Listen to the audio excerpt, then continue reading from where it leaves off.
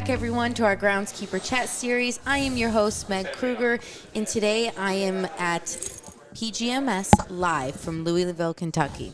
Can you hear me okay, sir? I can hear you just fine. Perfect. If you need me to turn it down, I can. Just a little. Okay, this is you, right? How does that sound? That's better. Better? Yes, okay. Much better. I'm a loud talker. I was like, I'm worried about the sessions in here. I'm going to overtake them. And we didn't hear you. Okay, good. Yep. You whispered just good enough. So what was just in here? That was a professor from Utah State talking about turf grass. Very cool. Yeah. Very cool. It was nice that he was able to reinforce a lot of the, I think a lot of the practices that most of us have. Yeah. But then gave us a couple tools to take back to our bosses to say, hey, look, we know what we're talking about. I know. It's always good to have those extra resources in your tool belt. Yeah. But also to help you professionalize, know, because we were talking about it with Vince earlier. Like when you're the guy that's always in work pants and, you're covered in dirt and you're driving a golf cart, it's hard for some people that don't know what this profession is to legitimize or professionalize your tasks. Yeah, there's a lot of science that goes into it. And sometimes oftentimes that's forgotten. Yes. It's you go out and mow it and then you forget about it. Yes, yeah. They're more concerned about what that green product is above the ground. Yep. But there's so much going on below the ground or below the soil that is often forgotten by some of the folks that pay the bills. Yes, yes. That's a very nice way to put it. Yes. I don't have that problem, though. I've got very good leadership. So. Yes. Yeah. And so this is your second time on this It is, yeah. You didn't scare me away the first time. I love to hear so we'll see what happens this time. We have right? a success story yes. there. And so Bill Quade. Thank you, Bill Quade. Yep. And you are with the Biltmore State. Biltmore State, yep. Director of Horticulture there. North Carolina. And when we met for the first time, we were in Cleveland, Ohio. We were. On a gruesome day. It was hot. It was so hot. And then they had this brilliant idea to put us in, a very historical venue. It was an old mansion. With no air conditioning. Yes. And then they were like, well, since Meg's going to be recording, we don't want to turn on any fans I remember near here. the pools of sweat that accumulated underneath us. My gosh. I left there, and I think I initially was like, I'll stick around and join in on the happy hour. I bolted out of there so quick. Yeah, it's bad when you go outside to cool off. Yes. Right? Yeah. So we had success from our first episode, even though that was the terms and conditions that we were coming to the table with. Yes. So we are definitely set up for success better here. But as anyone who's listened to the previous episodes, I hope I can edit it out at the best of my ability. But these damn restroom doors. I mean, I was thinking we could go set up in front of them. Yes, that way might no be one can actually go in. I know. But I'm sure there's a fire issue with that somewhere. Yes. So give us, again, just the quick rundown of your position for people that may not know Biltmore Estates or and I guess that question is where you've been if you don't know what that is. Yeah, so those of you that don't know what Biltmore is. So Biltmore is the largest privately owned home in the United States. Mr. Vanderbilt, from the Vanderbilt lineage from up in the New England area, started the house construction in 1889, and it was completed in 1895. And since then it's been the largest privately owned home. We are still owned by the Vanderbilt family. And do your checks come from the Vanderbilt Corporation or so something? It comes from the Biltmore Company. Very cool. Okay. The Biltmore Company. But it's signed by so cool. Yeah, signed by one of the family members. So our mission statement is the preservation of Biltmore Estate as a privately owned, profitable working estate. Okay. So we spend a lot of our time preserving not only the house, it's 130 years old this year, but preserving all the buildings, preserving the gardens, which are designed by Frederick Law Olmsted, and it was Mr. Olmsted's last great work. So we've got a few things to hang our hat on that we're trying to keep keep going 130 years later. So we're privately owned by the Vanderbilt family. The Cecil family is the way it is now. Mr. Vanderbilt had one daughter, and she married to Cecil. Okay, very cool. So privately owned, profitable. If it's a business, you have to make a profit from it. Yep. And we don't take funds from the government, so everything for us is from guests that visit the estate, whether they're buying a ticket or something in the restaurants or the gift shops, and then a working estate. We've got a working dairy operation, not dairy, beef cattle operation, agriculture. We've got the most visited winery in the United States. So, I had no in idea. Asheville, yes.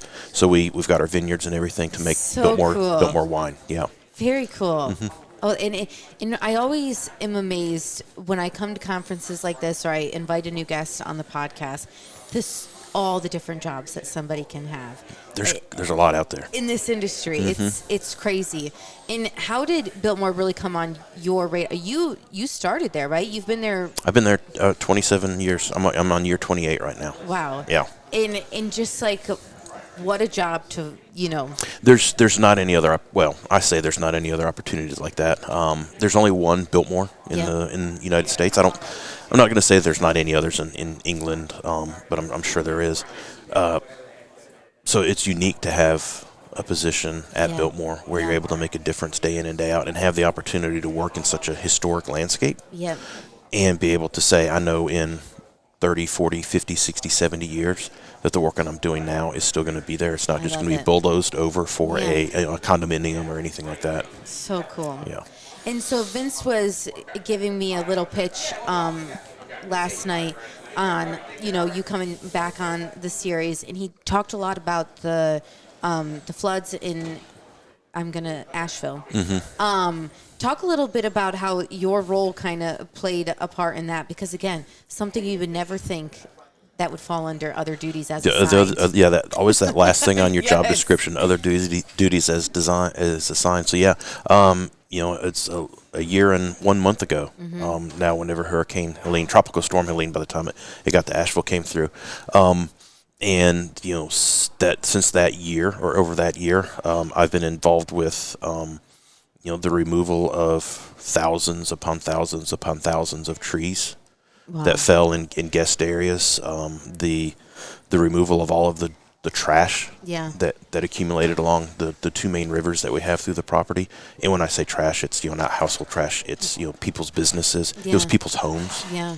And you're looking at it and saying, okay, we've got to find a way to get that off our property. Yeah. But then you can't help but think that it's there because someone else lost everything that they had from further upriver.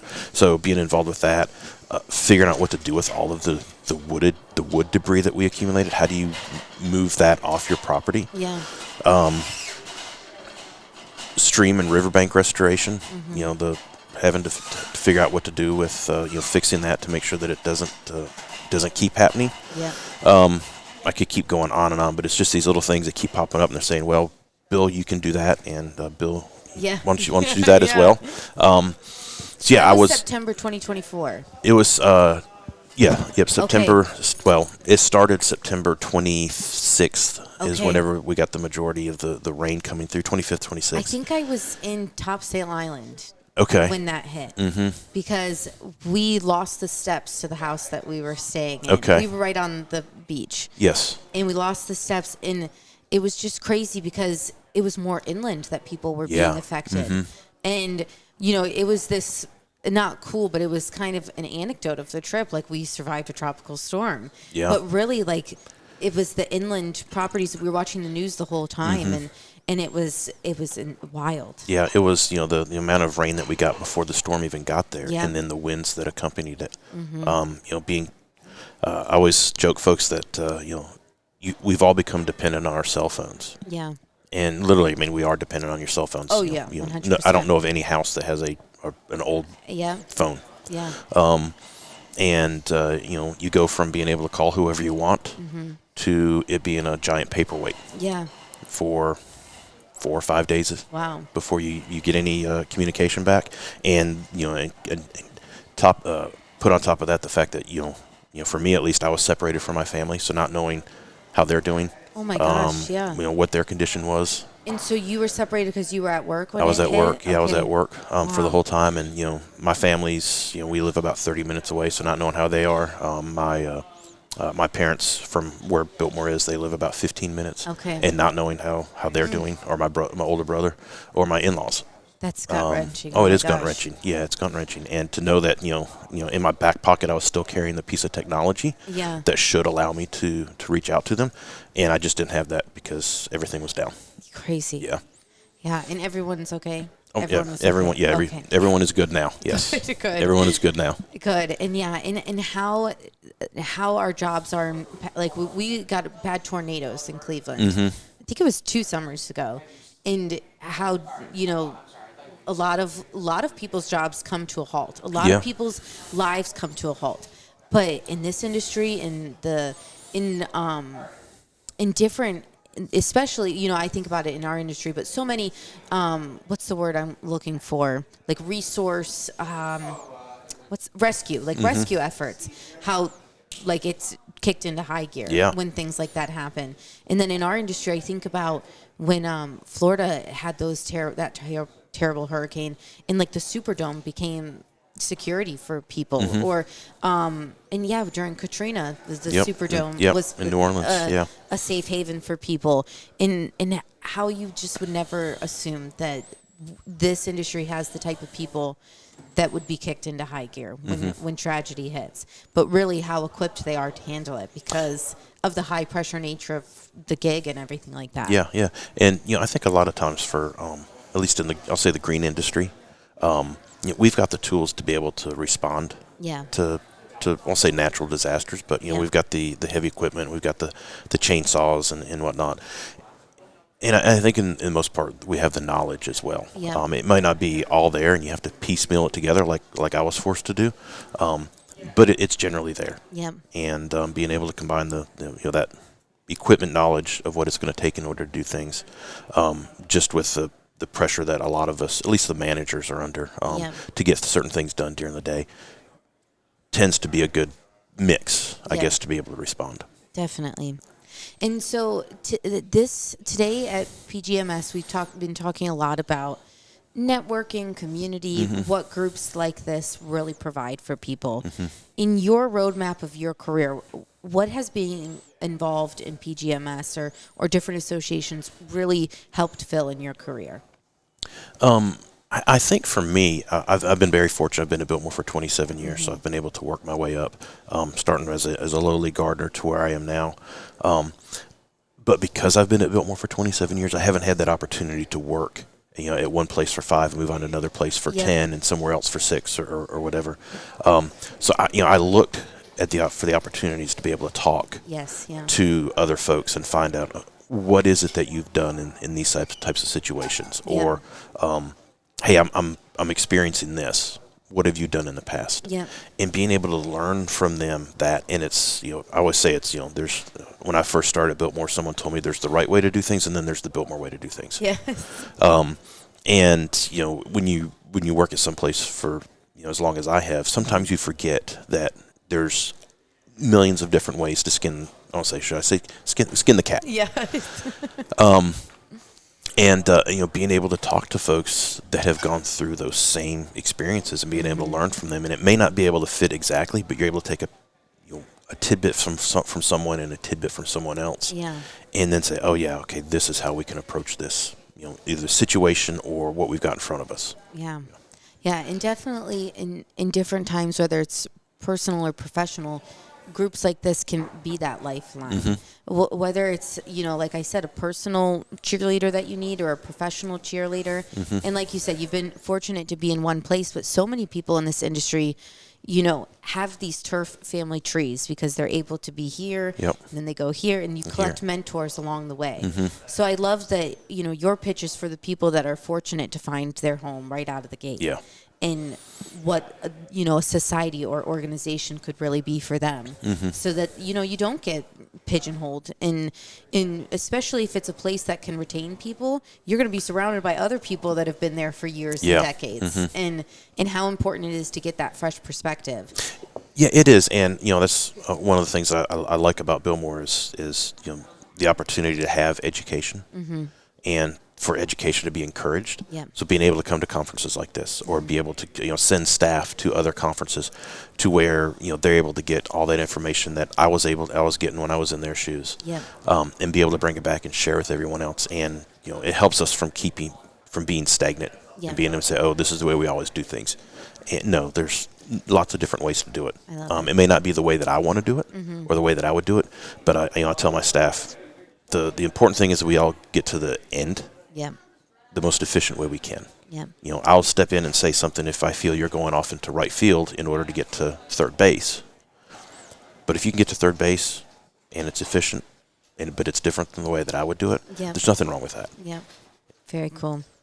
And, what have you really found with conferences like this that, you wouldn't know that you would be coming and showing up to learn that lesson or to meet that person? What are some of those things that, for people that might read it on a website, it's a tagline or it's a theme, but what that step further that you actually take home, your takeaway? Yeah, so one of the things that I really enjoy about coming to PGMS or even going to some of the local events in North Carolina is I've built a connection of folks that if I'm going to, we'll say, Minnesota, I know folks in Minnesota I can call up and say, hey, I'm going to be in the area. Do you mind if I stop in and see what you got going on? Yeah. Or I can go to Missouri and talk to folks from Missouri or Florida or Texas or wherever it is. Yeah. And so being able to have a connection of individuals that you share the same, for the most part, share the same job. So you can talk really great about each other, or you can commiserate and talk about how bad things are. Yeah. Depending on how it looks. Sometimes it calls for that. Sometimes it calls for that. It does. Yes. But being able to, just to have that opportunity to travel and be able to meet with these people and see what it is they're doing at their location. Definitely. I've some folks that they work in we'll say an office their whole life. Nothing wrong with that. I've got two brothers that do that. But being able to travel for them is a little different because they travel and they go to another office. Yeah. And I travel and I go to a gorgeous landscape, whether it's at a university or a botanical garden or it's arboretum. Not fair sometimes. Sometimes it's not fair. Yeah. It's like, okay, I've got the luckiest, best job in the world. Yes. Yeah. Well, I just visited the Holden Arboretum. Have you ever been? I haven't been. Never been. And again, one of those things that even when I was there, until you just said Arboretum, I was like, oh, didn't even cross my mind. And I'm literally in this industry. That there's a whole crew that, they weren't present when I was there in my, schlepping my kids up and down these steps and all of this stuff. But it was just incredible. And just the landscape and the detail and everything. And it's so easy to forget, but in how it really sets the scene for so many of our life events. Yeah. That's what I love about it. And that it's always in the background. But when you say life events, I was walking through our walled garden last week, and I see a couple sitting on a bench, and I see tears running down her face, and she's got her left hand out, admiring the new ring, and I'm like, I was there like probably we'll say 10 seconds after she probably said I do. I love it. And you're like, that's pretty cool. It is so cool to be able to experience situations like that. And the gentleman who joined us right before you, DJ Hart, he maintains, part of his job is maintaining cemetery grounds. Yeah. And then another element of it is playgrounds. So he goes from one end to the other. Yeah. Yeah. And how impactful he said that has been to see, the joy and the happiness that people get out of his work in both areas. Yeah. And really you can't put it into words. I'm actually struggling in this moment to put into words how impactful the people in our industry are. And Michael Gilday was saying it earlier. We all kind of shy away from that. You don't want to be like standing in this spotlight, like saying, look at me. Exactly. But it really sometimes calls for that. It really does. And I think the more we celebrate one another and celebrate the roles and the different, things that this industry manages to accomplish, it just gets that much better. Yeah, I think, for a lot of us managers, we like for our works to speak volumes and not necessarily our words. Yeah. So, we'd like to show off, but we're showing off what we've done or what we've had what our staff have been able to accomplish, and not so much, hey, look at me. It's, hey, look at what we have done. Yes. And that's much, for a lot of us, I think that's much easier than saying, putting a big arrow pointing to you and saying, look at what I was able to do. Definitely. And, so your work definitely it has its own message and has, a tagline or theme that it will, send. What are the things that you hope your leadership and your career, what do you hope that legacy is for either the people that have worked for you or your family that can look at it and, get something from it? J.C. Ralston, he was the director of the J.C. Ralston Arboretum at NC State University. Very cool. He passed away a number of years ago. I think it was back in the late 80s, early 90s. I can't remember sure, from a car accident. But he had a saying that says, that was a plan and plant for a better world. I love it. And I really like that. Is that not cool? Plan and plant for a better it. world. That's And really cool. the first boss I ever had at Biltmore, him and I talked about this extensively. And he was a retired HR person, Mm-hmm. so he had a lot of this, personnel Yes, yeah. acumen to him, and the plant side as well. So when I think of that quote, I'm like, I need to be planning for not just 5 years from now, Yeah. but 70, 80 years from now. Yeah. Knowing what people are going to see when they come to Biltmore, to Western North Carolina, and how that's going to impact their visit, Yeah. how it's going to impact their day. But I also need to be planning my staff. Yeah. And looking out for for them, for their safety, Yeah. for their well-being as best I can. And I tell folks I spend more time with my people at work each day than I do with my family. Yeah, yeah. So I hope you enjoy it. Yeah, definitely. If you don't enjoy where you're at more than spending more than the time with your family, then there's something wrong. Yeah. So I want to make sure that I'm enjoying what I'm doing, and I want to make sure folks around me are enjoying what they're doing, so that we all look forward to coming to work. Yeah. And if we look forward to coming to work, everything else is so much easier. I love it. Plan and plant For a better world. future. Yep. Better world. For I a love better it. world. Yeah. I love it. Yep. Well, thank you, sir, for You're joining me welcome. not once but twice. For twice. And I think we're 2 for 2. I could confidently say that. Okay, so trifecta the next time we're together, I guess. I love it. I Sounds love good. it. Thank you so You're welcome. much. You have a great rest You of your too. day. Thank you.